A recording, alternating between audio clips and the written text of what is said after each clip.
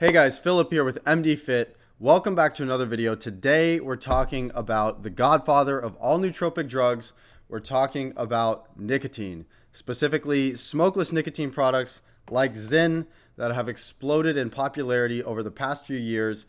Big tech companies like Palantir are now stocking it in their offices to help improve productivity and cognition, and it's become increasingly popular for people to leverage as a focus aid or a study aid. In this video, we're going to do a comprehensive deep dive into nicotine. I'm going to give you some background on what nicotine is. We're going to talk about the mechanism of action, pharmacokinetics, pharmacodynamics. We're going to talk about effects on memory, working memory, as well as effects on health, both positive and negative. And then I'm going to give you my anecdotal opinion as well as somebody who has used it throughout medical school when I've had to study for a lot of really important tests where I'm cramming a ton of information, and then as well as during tests when I have to apply sustained focus for hours on end. So let's get into it. Nicotine is one of the most misunderstood compounds in medicine. For most people, nicotine is synonymous with smoking, addiction, and cancer, but nicotine itself is not tobacco. It's not smoke. Chemically, nicotine is known as 3,1-methyl 2-pyridinyl pyridine. Blah.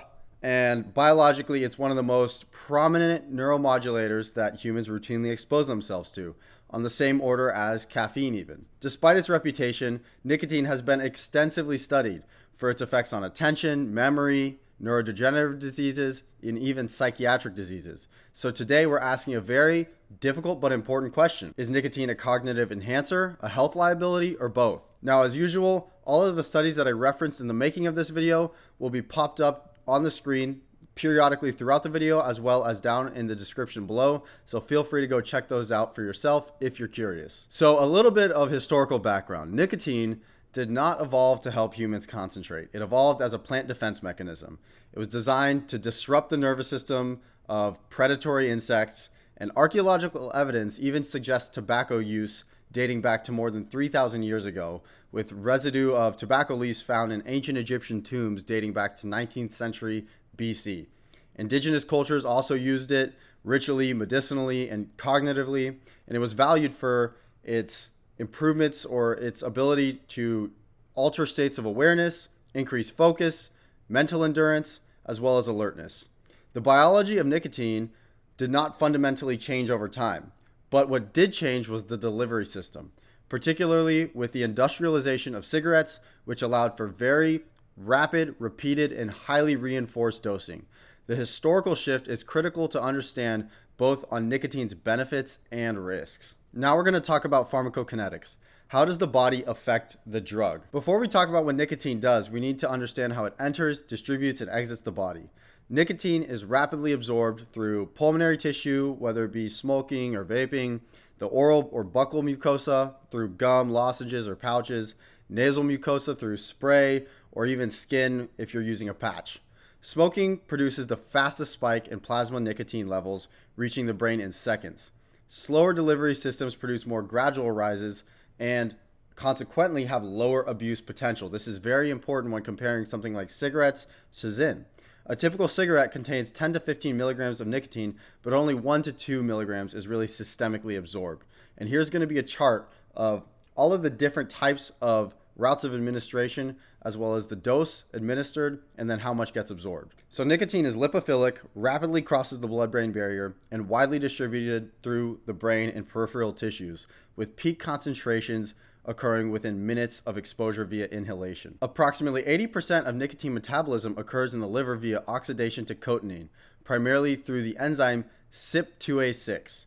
Cotinine has a longer half-life, is less addictive, and still retains some of the cognitive benefits that nicotine has. So it's being looked at as a potential therapeutic candidate. Now, in regards to elimination, nicotine has a half-life of about 2 to 3 hours, and cotinine itself has a half-life of about 16 to 20 hours. So the short half-life explains the frequent dosing behaviors that is typically observed in nicotine users, the rapid onset of withdrawal symptoms, and then strong reinforcement loops. Now let's get into pharmacodynamics. How does the drug affect the body? So pharmacodynamically, nicotine is a direct agonist at the nicotinic acetylcholine receptor.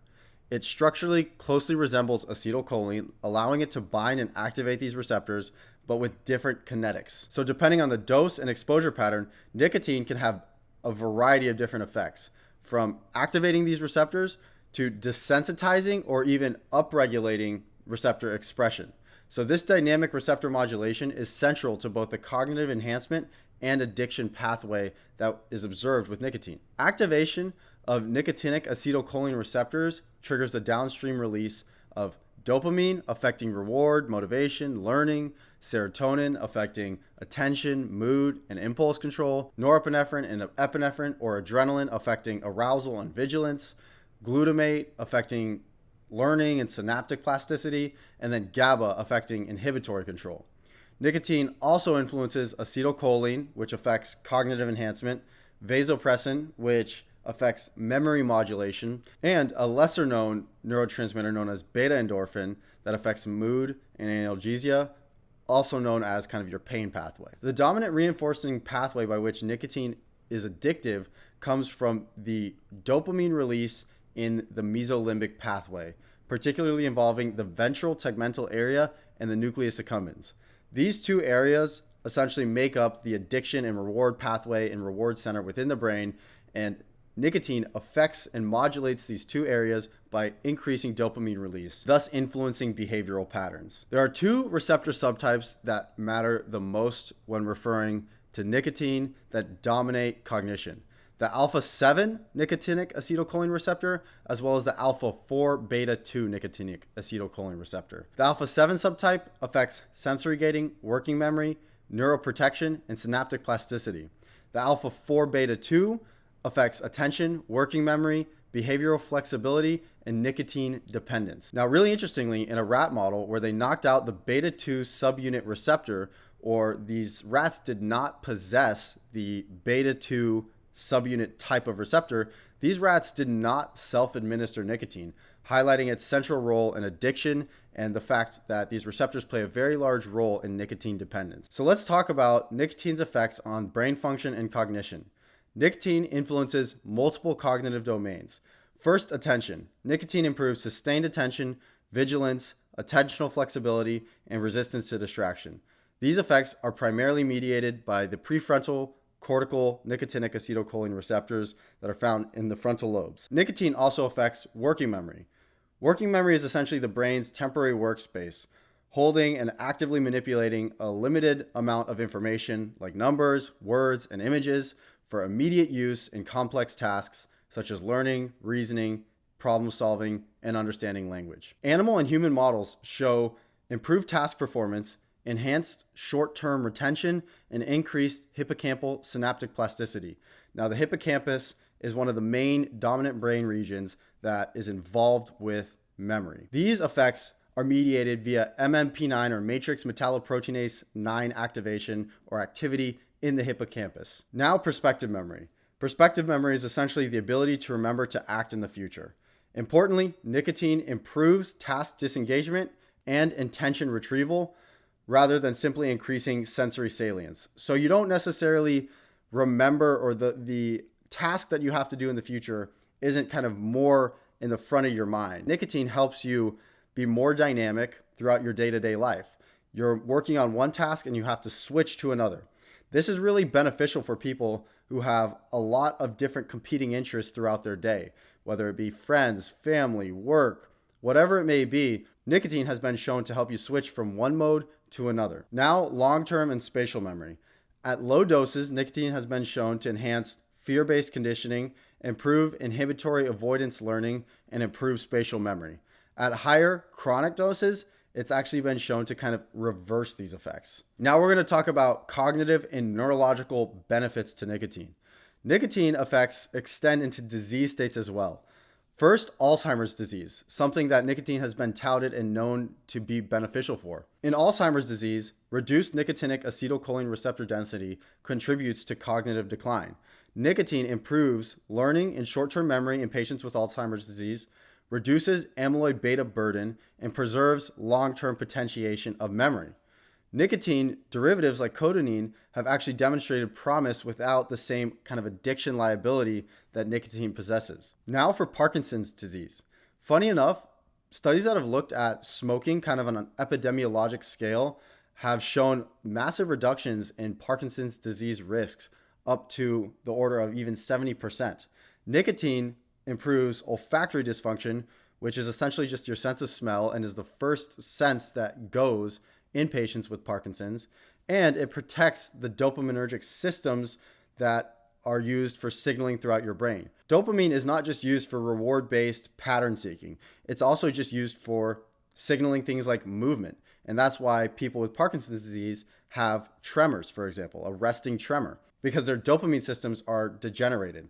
But nicotine can help preserve these dopamine systems and thus reduce the amount of L-DOPA that these patients need to take. And so nicotine can be a very beneficial tool, a therapeutic tool for patients with Parkinson's. In psychiatric conditions, nicotine has been thought to have potentially positive effects. In schizophrenia, smoking rates are very, very high, up to 50 to 90%, with nicotine showing improvements in attention, working memory, and sensory aiding, all three things that are reduced in people with schizophrenia. Nicotine has also been shown to benefit in patients with ADHD, stress-induced cognitive impairment, sleep deprivation, and drug-induced memory deficits. Now let's get into the potential harms and risks. What is the cost of nicotine? Now, nicotine is a stimulant. It activates the sympathetic nervous system, increasing heart rate, blood pressure, and myocardial oxygen demand. It also reduces heart rate variability, increases arterial stiffness, impairs endothelial function, and can lower HDL cholesterol, or the quote-unquote good cholesterol. Chronic exposure increases arrhythmia risk, cardiac remodeling, and sudden cardiac death risk, which is the primary limiting factor for chronic nicotine use. Now, I want to take a stop here real quick to really take a second to understand what this means, right? Because while these are potential risks, a lot of these risks are just the risks of using stimulants, right? And stimulants are something that we use as a society chronically. Caffeine is one of the oldest stimulants and is pervasive throughout our society, right? But a lot of these risk factors that I just laid out that are attributed to nicotine can also be attributed to caffeine, as it is a sympathetic stimulator. So I want to make sure that you understand why these effects are occurring, right? Why these risk factors are here, that they are real, but these apply to other stimulants as well. Now getting into the metabolic and endocrine side of things, nicotine can potentially have a deleterious impact on inducing insulin resistance and thus increasing type 2 diabetes risk. It activates lipolysis throughout the body, and it can alter AMPK signaling activity, which is essentially just one of the pathways that is activated with increased sympathetic stimulation. Again, important to highlight is that when you have more sympathetic stimulation, such as with the release of adrenaline like norepinephrine and epinephrine, all of these things occur, right? These effects are mediated by sympathetic stimulation, which is essentially just a fancy way of saying hyperarousal, right? When you have more adrenaline, noradrenaline, and cortisol in your body, all of these things can occur as a result, and this applies to all stimulants, not just nicotine. Now for one of the most talked about and potentially valid concerns with nicotine is its potential for addiction and withdrawal. Nicotine is one of the most reinforcing substances known. Repeated exposure causes receptor desensitization, dependence, and withdrawal-induced cognitive impairment. At this stage, nicotine restores baseline rather than enhances performance. So when you're fully addicted, nicotine stops having the same benefits that it once did towards working memory, cognition, visuospatial learning, perspective memory. All of these things are no longer influenced positively by nicotine with large dosing and chronic exposure. That's why it's very important to take tolerance breaks when using nicotine, but also importantly, pretty much any drug, any stimulant, right? Caffeine especially as well. I think it's extremely important to take tolerance breaks from caffeine as well, but that's something that's less talked about. Now for its effects on mood, anxiety, and stress. Acute nicotine exposure may actually reduce anxiety, but chronic exposure has been shown to sensitize stress pathways, increase baseline anxiety, and worsen mood during withdrawal. Now, interestingly, while nicotine is not tobacco, which is a known carcinogen, it has still also been looked at for its effect in cancer biology and on epigenetics. Epigenetics is essentially just genes that are either turned on or off or affected by your environment or your behaviors. So based on your environment or the behavioral patterns that you're exhibiting, these genes may be turned on, off, dormant, more or less active. So nicotine is not a direct carcinogen. This is very important to underscore because people associate and kind of correlate the two. So they think that because cigarettes are cancer causing, that Zyn pouches must be cancer causing. But that's not necessarily the case. It's not nuanced, and it's just, well, flat out not true. That doesn't mean that nicotine can't potentially have any effect towards cancer. It activates growth pathways in the body, such as EGF and VEGF, endothelial growth factor and vascular endothelial growth factor. These are two growth factors that are highly expressed in cancer cells. It can promote angiogenesis, which is the formation of new blood vessels, and thus may facilitate tumor progression. So if you have an existing cancer, it can actually potentially help accelerate the rate at which that cancer is able to grow and spread. So not something that is going to give you cancer in and of itself, but something that is not necessarily ideal if you were to have cancer. Now, emerging evidence suggests that nicotine induces epigenetic changes that may increase lifelong disease susceptibility. Now, it's important to note with this risk factor that this is still something that's very theoretical and understood from a biochemical perspective. We don't have evidence linking nicotine to increased cancer, okay? We don't have on a population level showing nicotine exposure in populations that use nicotine versus don't, all else being controlled. Nicotine affects X, Y, and Z cancers, and people get these cancers more. We don't have that. Now, there are a variety of reasons, but it's going to be really hard to do a study like that. So all of these ideas, right, are purely theoretical. Also, that being said, endothelial growth factor, vascular endothelial growth factor, these things are important systems in the body. They're not always bad. You want to be able to grow new blood vessels, right? If you're working out, if you're running, your body will express more vascular endothelial growth factor in your leg muscles, for example, so that it can deliver more oxygen to your legs and you can become more efficient. So don't necessarily think that this is all bad and be completely dogmatic, but I want to be nuanced about this. So what is my anecdotal perspective and experience with nicotine? As a medical student, I have spent a lot of time in my pre-med years and my medical school years studying, cramming, and learning copious amounts of information. I've also spent a lot of time test taking. In medical school, you take step 1 and step 2, which are essentially exams of the cumulative knowledge that you've learned. It tests everything that you learned throughout the course of your medical school into one test. Step 1 is a 7-hour exam, and step 2 is an 8-hour exam. I used nicotine during both of these tests. I also used it while studying, and I used it pretty much during every single test that I took while I was in medical school, because from a performance standpoint, I noticed that it severely improved my endurance. When you're very tired, when you have a lot of mental fatigue, right? You've been studying for 3-4 hours already, you can use nicotine to get you another 2 hours, I would say. Same thing on the test. You can use nicotine when you're at question. I always started taking it when I was maybe at question 50. We had to do a lot of these exams known as shelf exams that were 110 questions. And so around question 50 or 55, I would use a Zyn pouch to get me to around question 75, 80, and then I would take it out again, and then I would finish the rest of the test. But I noticed that it improved my alertness, my endurance, my mental clarity, and these are all things that wane over time, right? When you're testing for hours on end, your cognitive performance is going down, is decreasing slightly minute by minute. And so you can leverage compounds like this to really help give you that boost and improve your performance. One thing that I always made sure to do, though, was take tolerance breaks. I like to take 2 to 3 week tolerance breaks every so often so that I know that I am not becoming too reliant on this substance.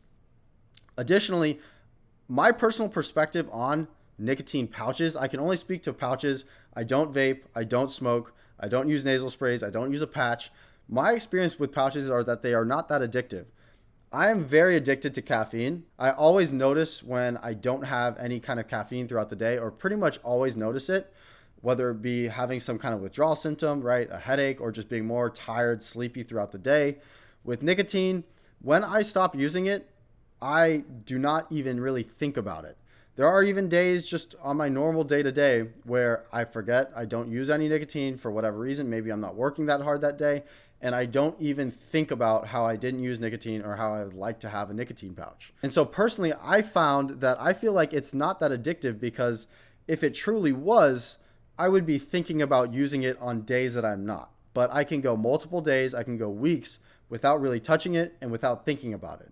So that's my personal perspective, but I think everybody has a different reaction. Some people can potentially become very addicted. I also make sure to only use 3 milligram pouches at a time. I do not go to the 6 milligrams. I will not up my dose ever. So my dose can only be the same that it always has. I will never increase my dose over time. It'll be at most a pouch a day, 3 milligrams at a time. And so that's how I mitigate a lot of these risks, from a cardiovascular standpoint to a stress and anxiety standpoint to an endocrine standpoint. If you're not overstimulating yourself, these are not necessarily worries that you need, but these compounds can be beneficial and useful to you when you're working. One big thing that I really love about nicotine is that it doesn't affect my sleep nearly like caffeine does. Caffeine has a much longer half-life, on the order of 5 to 6 hours. So if you drink a cup of coffee with 100 milligrams of caffeine at noon, right, by the time it's 5 p.m., you still have 50 milligrams of caffeine in your system. By 10 p.m., you still have 25 milligrams of caffeine in your system. And while that's not a lot, that definitely can affect your sleep. And nicotine has a much shorter half-life, on the order of 2 to 3 hours. And I find that the stimulatory effect and the stimulatory nature of it is much less. I think it causes a lot less sympathetic drive in your body. I found that my heart rate does not spike like my heart rate does with caffeine exposure, right? Or caffeine use. My blood pressure isn't as high. And so I can use this compound later in the day when I'm mentally and cognitively fatiguing to help me study, but it doesn't necessarily affect my sleep the same. And so that is also something that I really enjoy about it, is that when I've had a really long day in medical school, you wake up very early to go to the hospital at 6:30. I wake up around 4, work out, go to the hospital. You're in the hospital all day, and then you have to come home and study. And if any of you know what that's like, that is extremely exhausting. Your brain many times has very little steam left in the tank. So what I normally do is I would go do some kind of activity, clear my brain, and then use a nicotine pouch to help me study and crank out the rest of the questions that I had in my question bank for the day, or flashcards, or whatever it is. So that's kind of my anecdotal perspective. I found it to be a very beneficial compound, and I completely understand and see why tech companies like Palantir are putting it in their offices, are stocking it in their offices. So what's the final conclusion? Nicotine is neither purely harmful nor harmless. It's a powerful neuromodulator with real cognitive enhancing effects, and it has demonstrated benefits in neurological diseases like Alzheimer's and Parkinson's. It also carries a risk, though, just like many other stimulants do. It has a cardiovascular risk, addiction liability, metabolic consequences, mood destabilization, and possible potential cancer promoting and epigenetic effects. The future for nicotine and neuromodulation is not chronic exposure. It's precision cholinergic modulation, capturing the downstream benefits while minimizing systemic harm. That's why for myself, I'm very interested in kind of the field of cotinine, the study of cotinine, and I want to do another deep dive on cotinine itself, which is essentially just the metabolite of nicotine that is less addictive, but still has been shown to have potential cognitive benefits. And so this could be a great substance to use in a nootropic stack. As always, however, the dose makes the poison. So be careful when you're using this drug. Start out at a dose and do not increase from there. Keep your dose constant so you can ever only get so tolerant and addicted to it. That is going to be it for the video. I hope you guys enjoyed. I know it was a bit on the longer side, but I wanted to make a video that was very comprehensive and nuanced, not just dogmatic, either positive or negative. Also, I wrote an article that's on my LinkedIn profile that discusses a lot of the same stuff we talked about in this video. It also covers a lot more of the neurobiology and biochemistry in a more deeper, granular level than we touched on in this video. So for those who are curious, feel free to go check it out. I'll link it down in the description. But with that, that is going to be it for the video. Please like, comment, subscribe, and we'll see you in the next video.